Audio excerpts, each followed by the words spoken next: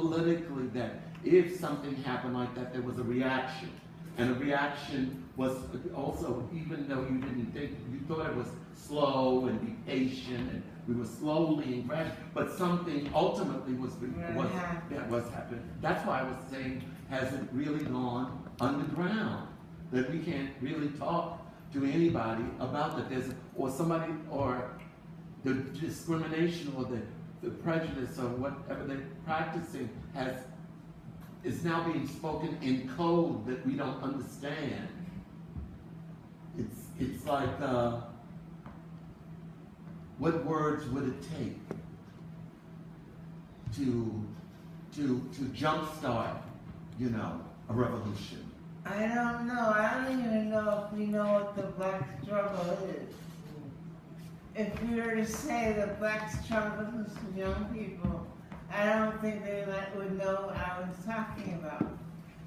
Oh no, of course not. And that's dismaying to me.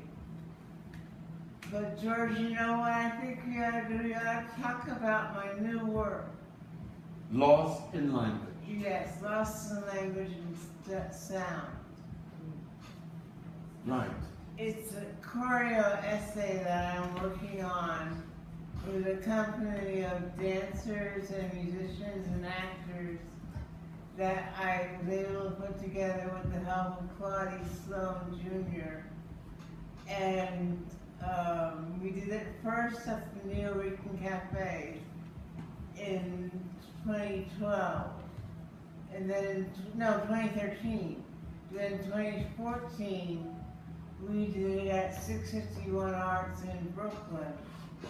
And this year we're supposed to do it at the Kelly Strayhorn Theater in Pittsburgh, but that fell through, so now we're talking to Caribou House before we come back for a full production in New York. Oh. What theater did you have in mind? What theater did you have in mind? Because we can give you projections. We can make it almost real life. Really? We have projections. Yeah. Well, that's why you see 5 projectors here. Yeah, that's we have projections that we use in the show. Right. Well, that's what we've been doing up here for the last 5 years, because we have to give the audience another kind of experience. And they made great strides in doing that. So, but more than that, tell us a little about how we are lost in language. Well, I was mostly talking about myself. And what was that? In sound? Lost in language. And sound? I was mostly talking about myself because it's an autobiographical look at my evolution as an artist. And I start with the rudiments of my family, and then I branch out into political thought that came through the activities of my family in the civil rights movement and leftist politics. And then I discover art on my own, and it's a discussion about that. And it's a discussion about where my true heart is, where my true pulse is. Like if somebody said, what is Zaki doing today? I might not be able to tell you, but I could tell you that I was honing in on something. And whatever I'm honing in on is going to relate to something that's going to come to me tomorrow. So that my thoughts are continually growing day by day, more refined and complex. Even though I'm only honing in on something, it's getting very clear. And the clearer it gets, the better I can make it for an audience. So, don't you find it intriguing that you could have several ideas about the same thing? And that it needs, in fact, a day or two for it to settle, so to speak.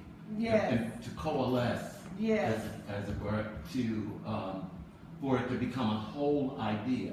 Because very, very easily you can be prejudiced against one side and not fair as the artist, because we as artists should be reflective of that. So how many times does it, many times does it take for them to make you mad for you to come back to the idea of why you're ultimately mad?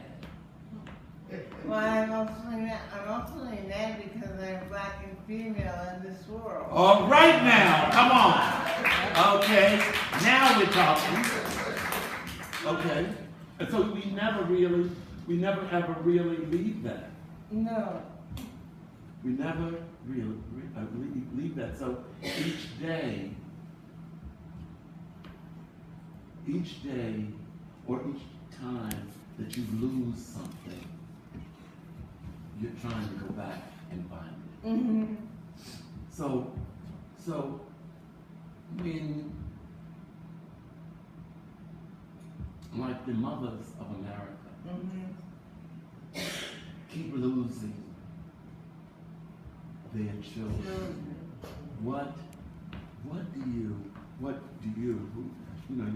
you have that voice, what is going to slap us back into action? Yes, we have that innate protection. You do go into that, but what would you put that to? See, I don't know if we're not slapped back into action now, after all these continuous murders of black men by police, and after all of these murders in Charleston. I don't know what's going to slap us back, because apparently death doesn't do it anymore. I mean, there's nothing more final than death, and there's nothing more tragic than losing black lives for no reason, and yet we don't seem to be moved as a people by these tragedies that are being heaped upon us with such regularity you can almost predict it. And I don't know what's going to become of us. I don't know what's happened to us.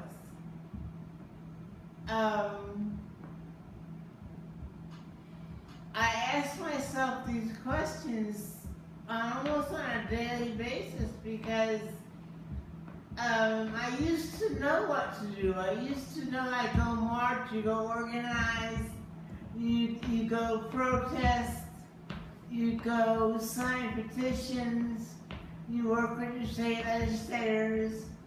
I used to know what to do, and now it doesn't seem to work. Although I think the people of Black Lives Matter have new tactics and new strategies that may in fact work and may galvanize us as a people. But they must grow. It has to grow as a movement. But don't you think that's part of the education, knowing the history, knowing the timeline? I was amazed. I just had a little conversation with that 39-year-old girl that I was telling you about at the beginning, and I didn't realize how young they were, and that they didn't know. And like you were in productions and so forth, and you got CNN, you got Facebook, you got all of this, but it's a jumbled mess, especially when you don't know when you come into the equation. When do you roll into it? And we never tell our children that when the rules. This is the game. These are the rules. From the first day of school. So I find that we can't do anything unless they open a book and get some of that information for themselves, because they think, oh, I'm fit, I got this, and they know it, and they don't. And I took for granted that they did. We give them the benefit of the doubt, and I think that that's a great problem right there. We give them the benefit of the doubt. They think they know, and they get right into trouble again. Oh, they get trapped in trouble for the first time, and then that leads to It reminds me of that poor young man at the University of Virginia who got beaten up by the liquor police. Yeah. And he kept saying that he was a student at UVA. And I'm going to myself, they don't give a goddamn where you're a student at. You're a nigga trying to go in this bar and they don't want you in there. And going to the UVA and saying it over and over again isn't going to help you. And I think our kids are confused that because they have what they think are safe places, they think they're safe. And yet at the same time, in some other part of the city, some other black boys being shot down by the police. Absolutely. And they're not connecting the dots. They don't see themselves as part of a continuum. I used to not believe in the idea of an underclass. I thought that the idea of London proletariat had been outlived. We had gone beyond that. Yes. But I'm beginning to think that there is a sizable portion of young people under 40 who are people of color who truly do not identify or know anything about poverty, about hunger, about want, about a sense of need, that you need a pencil, I need some paper, I need a table I can do my homework on. They don't have any sense of that. A sizable portion of young people under 40. And that's creating a terrible imbalance in terms of how we can progress. Because they can't even talk to these other children. They can't even talk to them. Wouldn't know what to say. Or would think they didn't need to say anything.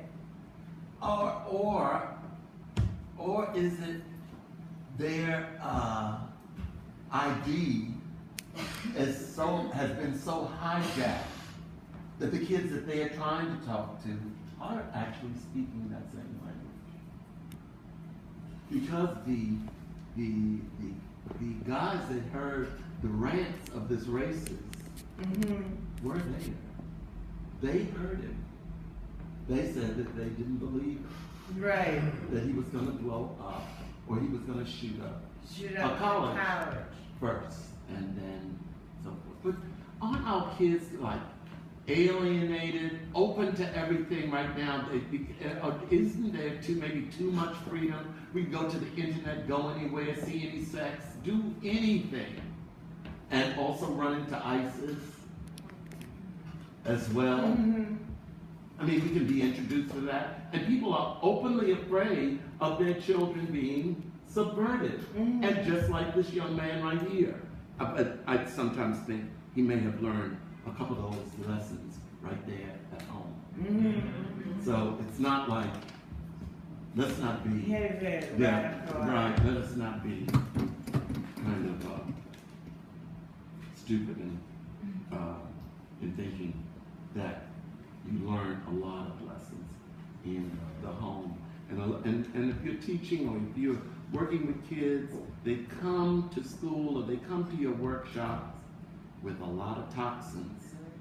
And toxins that you don't know about, you don't know to handle. So so the challenges for teachers is enormous. And it's also, but who's aware? I don't remember how many people take any of these little black kids home to Hanukkah, in sharing. I'm saying in the way of sharing the experience.